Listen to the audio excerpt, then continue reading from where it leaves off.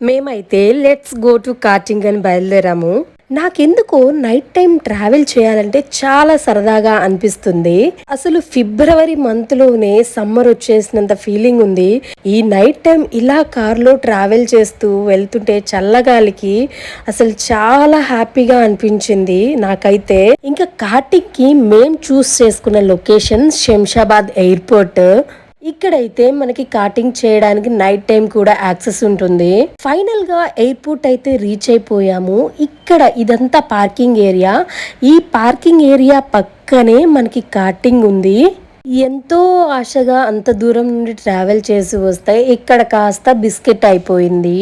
మేము వచ్చింది నైట్ 10కి. వెయిటింగ్ టైం వచ్చేసి మార్నింగ్ 4 o'clock ఇచ్చారు. అబ్బా అనిపించింది. ఇంకేముంది, హోప్స్ అన్ని డిజాస్టర్ అయిపోయాయి.